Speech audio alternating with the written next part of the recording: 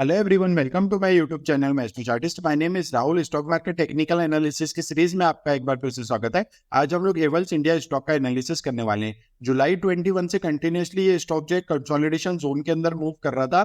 आज इसने 6% से अपसाइड भी गया है और ब्रेकआउट देखी, क्लोजिंग देने की कोशिश किया और स्टॉक जो है बहुत ज्यादा बुलिश दिख रहा है। हमेशा ये कंफ्यूजन बना रहता है कि स्टॉक अगर ऑल टाइम हाई के पास ट्रेड कर रहा है तो आपकी एंट्री क्या होनी चाहिए, आपका स्टॉप लॉस क्या होना चाहिए और आपका अपसाइड पे टारगेट रेजिस्टेंस अगर पॉइंट दिख नहीं रहा है तो टारगेट कितना होना चाहिए। जितना भी कंसोलिडेशन बॉक्स का आपका प्राइस रहता है, ये मैंने आपको कल केईसी इंटरनेशनल स्टॉक का एनालिसिस किया था, उसमें भी एक्सप्लेन किया था। अगर स्टॉक अपने ऑल टाइम हाई के पास ट्रेड कर रहा है तो आपके टारगेट कैसे निकालना चाहिए। जहां पर जितना भी कंसोलिडेशन बॉक्स है, जैसे यहाँ पे 500 रुपीज का कंसोलिडेशन बॉक्स है, तो आपका मिनिमम टारगेट जो है यहाँ से 500 रुपीज का अपसाइड पे होना चाहिए। जो एग्जैक्टली अगर आप देखेंगे तो 2000 जो है उसके राउंड लेवल के पास निकल के आ रहा है।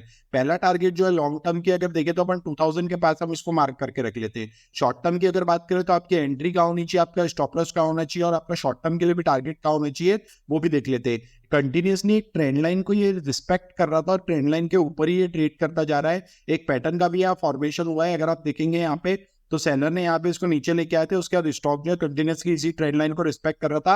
अभी यहाँ पे स्पेस बचा नहीं और इसने बहुत अच्छी बुलिश कैंडल से ब्रेकआउट दिया है और क्लोजिंग भी दे चुका है। यहाँ पर अगर आप एंट्री करने की सोच रहे हैं तो एफएनओ स्टॉक्स जब भी 5-6% से अप होते, जो एग्जैक्टली ये 5-6% से आज अप है, तो नेक्स्ट डे रिट्रेसमेंट के लिए आने की बहुत ज्यादा प्रोबेबिलिटी रहती है इसकी। अगर इसका रिट्रेसमेंट हुआ तो 2 से 3% का इसका रिट्रेसमेंट होना चाहिए, जो एग्जैक्टली आपको 1520 के पास प्राइस बैंड पे आपको ये मिल जाना चाहिए। प्रीवियस स्विंग के पास आपका स्टॉप लॉस होना चाहिए। और यहाँ पर वीकली टाइम फ्रेम में अपने को प्रीवियस स्विंग दिख नहीं रहा है, तो मंथली डेली टाइम फ्रेम में हम प्रीवियस स्विंग देखेंगे तो इसका 1395 के पास आपका स्टॉप लॉस होना चाहिए और अपसाइड पे टारगेट कितना होना चाहिए शॉर्ट टर्म के लिए, लॉन्ग टर्म के लिए, वो देखते हैं। पहली चीज 1395 के पास जब आपका स्टॉप लॉस रहेगा तो जहां पे भी आपकी एंट्री है वहां से जितने भी पॉइंट्स आपके निकल के आ रहे हैं, जैसे 140 पॉइंट्स मैं यहाँ पे कंसीडर कर रहा हूँ, तो मिनिमम आपको यहाँ से 280 पॉइंट्स का तो टारगेट लेना ही चाहिए। 280 पॉइंट्स का जब आप शॉर्ट टर्म के लिए टारगेट लेंगे तो 1800 राउंड लेवल के पास ही निकल के आ रहा है। तो आपका शॉर्ट टर्म का पहला टारगेट हो गया 1800 और लॉन्ग टर्म की अगर बात करें तो सेकंड टारगेट हो गया आपका 2000।